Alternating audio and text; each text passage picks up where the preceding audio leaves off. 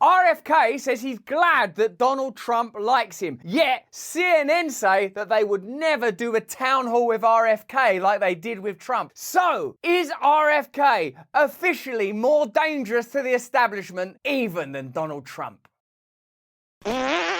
Hello there, you 6.4 million awakening wonders. Thanks for joining us on this voyage to truth and freedom. What a glory it is to be alive with you in this exact moment. A moment when we can see the movement to more censorship, more authoritarianism, attempts to close down free speech and new discourse, and yet, in the other direction, new independence through media, new alliances forming politically, baffling relationships being discussed. Donald Trump likes RFK. RFK welcomes his endorsement, even though he disagrees with Trump. And of course, these are two figures from different political perspectives, different political parties. Certainly, CNN are not willing to house RFK. And my personal experience of RFK, just to be plain, is that I believe he's the very kind of figure we need inside the establishment, the very kind of candidate the Democrat Party should be endorsing. But if they shut down Bernie, making the decision they'd rather lose against Trump than win with Bernie, how are they going to treat a figure like RFK, who says he wants to end the forever wars, heal the cultural scars of America, bring people together from across all of the accepted political divides, control the pharmaceutical industry in ways we've never seen before? What chance is there really that the Democratic Party are going to allow him to ascend? But are they going to be able to stop him? We interviewed him recently on our show. There's a link in the description if you want to watch it. And we posted on Twitter a pretty innocuous clip of his wife, the actor Cheryl Hines, just talking about spirituality and being married. Nothing controversial, nothing weird. And yet when it was reposted by another source, this graphic appeared. Like, look at the graph in itself. Extreme left, left center, least biased, right center, right extreme. Who in the world has got the right to tell you how that graph works? Hello, I'm God. Here is the absolute graph of where extreme is on both sides and where the middle is. And to control that, it's Twitter and social media. So I think it's a good sign that you have a dyed-in-the-wool Democrat figure from the Democratic aristocracy, a man who confessed in our interview with him that he is part of the establishment elite by the virtue of his Kennedy surname, but that he doesn't share the values of elitism. He believes in a new form of populism. The fact that he welcomes Trump's support, or at least goodwill, is interesting, and I think something we should investigate. You say that you're a Democrat. But you're getting a lot of support from a lot of leading voices on the right, like Steve Bannon, Tucker Carlson, Alex Jones, former President Donald Trump. Many Democrats fear that you're a spoiler in the race, that you will damage President Biden in the primary and grease the skids for former President Trump to return to the Oval Office. Even that aspect of the question is strange, like the assumption that the best thing to happen is for Biden to have an uninterrupted path back to the presidency. He's the kind of president that deserves to face a challenge from a man with integrity, who's authentic, who has some views, like anyone, that I agree with, some views I don't agree with, welcomes the opportunity to bring people together from across the divide. This is what politics is crying out for. Radical change. Not more of the same. Radical change. This week, former President Trump said about you, Kennedy is smart and he's a common sense guy. What kind of man do you think Donald Trump is? Well, you know, here's what I'm not going to do in this race. I'm not going to attack other people personally. I don't think it's good for our country. And I think, you know, what I'm trying to do in this race is bring people together, is to try to bridge the divide between Americans. And so I'm proud that President Trump likes me, even though I don't agree with him on most of his issues.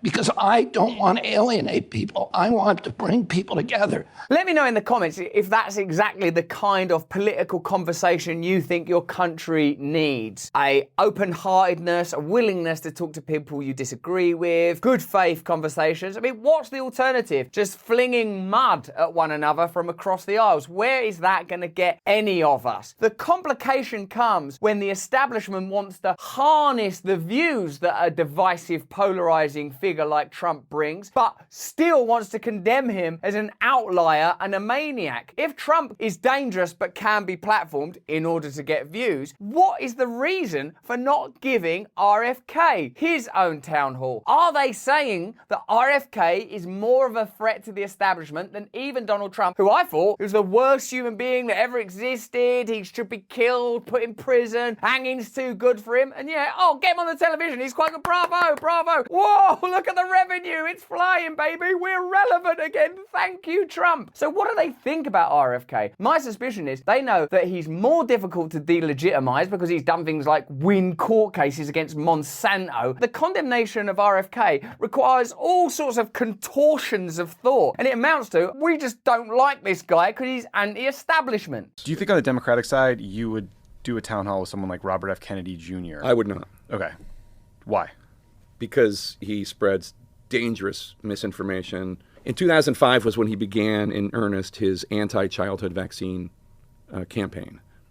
He wrote a story for Salon.com that was jointly published with Rolling Stone, both of which have since rescinded it, right? Retracted the articles, and Rolling Stone just completely disappeared it. It was like it never happened. That's always a good sign when media start disappearing information. How about people are allowed to have opinions and views and share them and discuss them and decide for ourselves? Wasn't one of the things that troubled us during the pandemic the fact that legitimate voices were shut down and debatable and even true information was censored? And I'm quoting there Mark Zuckerberg. Asked for a bunch of things to be censored that in retrospect ended up being more debatable or true. Anyway, I just dealt with him, and he was so dishonest in that experience. And since then, he lies about the experience frequently, as an example of how the media is co-opted by Big Pharma. That lie that the media's been somehow co-opted by Big Pharma, I mean, if only there was like some evidence that they'd been like, I don't know, sponsoring them or something. As you know, we did a censorship industrial complex event with Michael Schellenberger and Matt Taibbi, two hardcore journalists. Matt Taibbi used to write for Rolling Stone. That's not possible now because Rolling Stone are an establishment publication and Matt Taibbi is an anti-establishment journalist. What I mean by that is he tells the truth, and if you tell the truth, that will be antithetical to establishment interest because the world has become centralized and authoritarian and has gotten out of control. Here he describes what the Virality Project is. The Virality Project was a cross-platform information sharing program led by Stanford University through which companies like Google, Twitter and Facebook shared information about COVID-19. They compared notes on how to censor or de-amplify certain content. The ostensible mission made sense, at least on the surface. It was to combat misinformation about the pandemic and to encourage people to get vaccinated. When we read the communications to and from Stanford, we found shocking passages. One suggested to Twitter that it should consider as standard misinformation on your platform stories of true vaccine side effects. How can true vaccine side effects be misinformation? True posts which could fuel hesitancy, well, that just means anything that's not positive. We're starting to move closer to propaganda, aren't we? As well as worrisome jokes. Well, now it's actually gone beyond propaganda into mind control. Like a worrisome joke. I don't even know how to define a worrisome. Any joke could be worrisome because it's sort of disruptive. Hey, what bees make milk? Boobies? Hey, that's a bit worrisome. What are you saying? That boobs and bees? Like, there's nothing that's not worrisome if you, like, investigate it for long enough. Or posts about things like natural immunity. It's conflated skepticism, inquiry and curiosity with unacceptable non-compliance and propaganda in order to advance its own agenda. That's what Matt Taibbi reveals. That's why it's necessary that figures like RFK say, yeah, Trump supporters, Trump, cool. We're not going to see everything the same way, but critiquing the establishment is necessary. That's why a figure like Jake Tapper saying, oh no, we can't have RFK on. But hold on, I think I've seen stuff on CNN that's not true. Like, I feel like you said a bunch of stuff about Russiagate, and I feel you didn't report on the Hunter Biden laptop story. And isn't there something about ivermectin being horse paste? Or vaccinated individuals contracting COVID-19 anyway? But vaccinated individuals did contract COVID-19 anyway. That's just true. This is straight out of Orwell. Instead of having ambiguities and shades of meaning on COVID-19, they reduced everything to a binary, vax and anti-vax. anti-vax. That's dangerous. We don't all need to agree with one another. We don't need to. It's okay. We can all get along with one another. You can have strong views about a subject as long as you're all right with me having strong views on a subject. We can't say if you don't have the same opinions on medical matters that I do, particularly when the science, it appears, was somewhat ambivalent when we were told it was certain. Do you see how certain conclusions were rushed to? Certain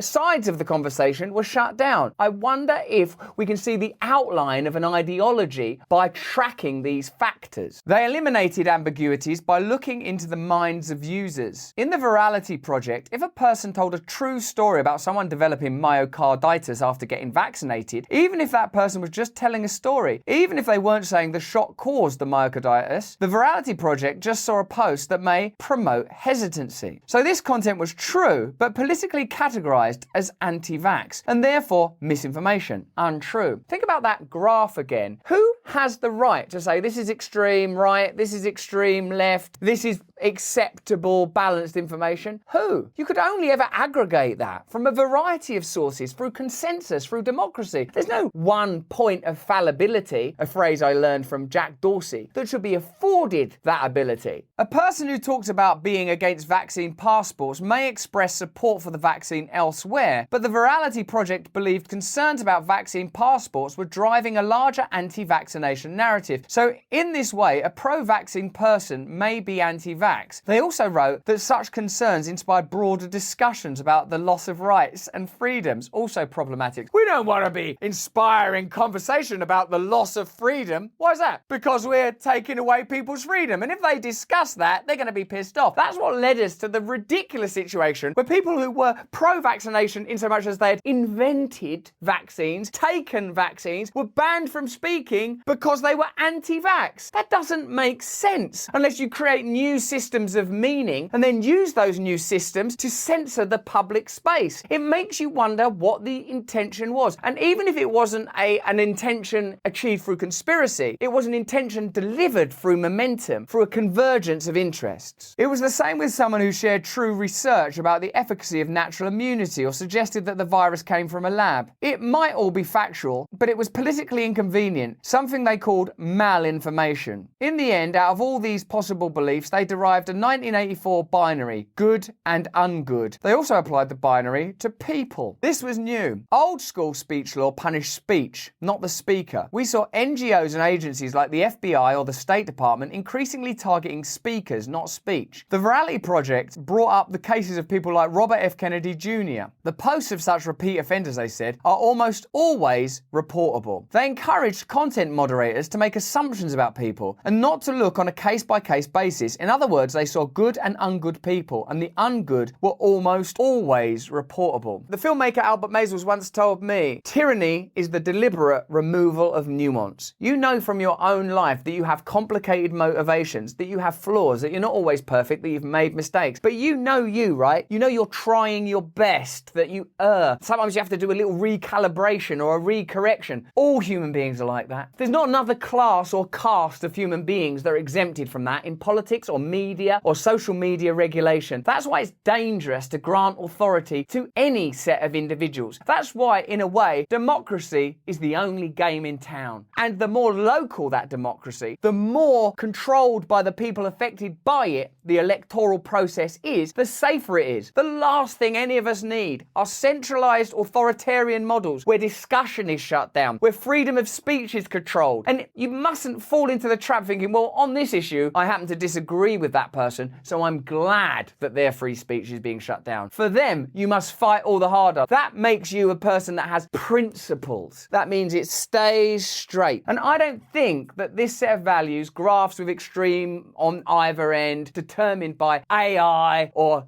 a guy, are the way to move forward. That's why figures like RFK and Donald Trump are interesting. They are anti-establishment figures. Even if you're not into Donald Trump, even if you're not into RFK, they are people from outside the establishment. I believe the establishment is a greater threat than anti-establishment voices. That's what I personally believe. That's why there are new alliances forming. That's why RFK says, I'm not really a fan of Donald Trump, but I'm proud that he likes me. And that's why it's interesting to hear Barack Obama, who at the time when he was elected 2008, I thought this guy is a hero. This is what America needs. This is a man of color with principles, integrity, who's a good speaker. But now he's saying there's no serious threat to Joe Biden. That's code. That's like, don't take any of these other people seriously. And then when you learn that Barack Obama has taken advantage of tax laws that while in office he said should be shut down, you recognize, wow, maybe that guy wasn't as great as I thought he was. So that's why it's interesting that Barack Obama is saying, no, Joe Biden's the only possible option. Well, that's the best. And that's what I dislike most of all about the neoliberal establishment that claims to be on the side of the people. Do you know what they're basically telling you? This is as good as it gets. Shut up. Shut up and vote for Joe Biden. You don't deserve any better. Take what you're given. I think Joe Biden has done an extraordinary job leading the country through some very difficult times. I do not think that there's going to be any kind of serious primary challenge to Joe Biden. No, because we'll shut it down like they did with Bernie Sanders. When there is a serious threat or a serious challenge, when someone comes along saying, oh, I'm not sure that the party should be funded in this way, or, hey, could we do this better around Big Pharma, or do we need these forever wars? Yes, we bloody well do need these forever wars. They're good for business. I think the Democratic Party is unified. There was a lot of talk. You'll remember when he was first elected, because Bernie Sanders had run, that somehow there was this huge split between progressive Democrats and more centrist Democrats. And the truth is that partly because of how Joe is governed, those divisions have been bridged. Bridged, or everyone's just shut the fuck up. The example he's used is what demonstrates exactly what's wrong. There was an alternative voice within the Democratic Party, and that voice was ignored. It's not been bridged, it's been shut down. And what they're trying to do with RFK, whose rhetoric at least, and in my view he means it, is even more anti-establishment than Bernie's. The reason he's appealing to people on the right is because all of us, regardless of these sort of almost made up affiliations to Republicans or Democrats, basically want to be left alone, don't want the state all over our lives, don't want big business to have so much power that democracy becomes worthless and pointless and futile and facile, and are willing to get along with people that are different as long as they leave us alone. So what's worse? Harmful misinformation, like for example, RFK's views on a variety of subjects. Remember, this guy's a lawyer that's won cases against big agri-companies, that's fought for the rights of rivers. Aren't they supposed to care about that, the Democrats, the environment and stuff? Oh yeah, we care about it until a train falls over in East Palestine and spills toxicity all over the land, then we don't care as much, then we don't turn up. What I'm starting to think is they're not willing to deliver, and that the Democrat Party has been like that for quite a long time. And by the way, I don't think the Republican Party is any better. This is by Robert Reich, writing in right-wing magazine, The Guardian. In the first 2 years of the Bill Clinton and Barack Obama administrations, Democrats controlled both houses of Congress. Yet both Clinton and Obama advocated free trade agreements without providing millions of blue-collar workers who consequently lost their jobs any means of getting new ones that paid at least as well. Clinton pushed for NAFTA and for China joining the World Trade Organization, and Obama sought to restore the confidence of Wall Street instead of completely overhauling the banking system. Both stood by as corporations hammered trade unions, the backbone of the white working class. They failed to reform labor laws to allow workers to form unions with a simple up or down majority vote, or even to impose meaningful penalties on companies that violated labor protections. Clinton deregulated Wall Street before the crash. Obama allowed the street to water down attempts to re-regulate it after the crash. Obama protected Wall Street from the consequences of its gambling addiction through a giant taxpayer-funded bailout, but allowed millions of underwater homeowners to drown. Both Clinton and Obama turned their backs on campaign finance reform. They also drank from the same campaign funding trough as the Republicans: big corporations, Wall Street, and the very wealthy. The most powerful force in American politics today continues to be anti-establishment fury at a rigged system. Heroes of the Democratic Party, like Bill Clinton and Barack Obama, created and doubled down on this problem, turning the Democrat Party into the party of big finance, big war, big agra, big pharma. Anti-establishment rhetoric, whether it's from Trump or RFK, terrifies them. They would rather lose to Trump than win with Bernie. And RFK, they don't even want in the picture at all. That's why they're denying he's a threat. That's why they want you distracted. That's why they're creating machinery for censorship in the United States, in all Anglophonic countries, in the EU, because they don't want figures like this rising to political prominence, insisting we have a conversation, insisting insisting that they are confronted when they offer us propaganda that amounts to wishful thinking and expedient ambition for those already in power. There can be no real change without real conversation because we all have to be included. So conversation is going to be part of it. They know that. That's why they're trying to shut conversation down by saying this is extreme, that's extreme, this is just right. RFK, extreme left nutter. Donald Trump, extreme right nutter. We'll handle it right down the middle. They got you in their sights down the barrel of a gun called establishment thinking, and anyone who dares to question it becomes a target. But that's just what I think. Let me know what you think in the comments. Have a look at our exclusive interview with the man himself. It was absolutely fantastic. Decide for yourself whether you trust him or whether you believe in him. If you enjoyed this video, have a look at this one. Turn on the notification bell and subscribe. We make this content every day as well as an hour-long show, which I know you'll love. More important than any of that is if you can, please stay free.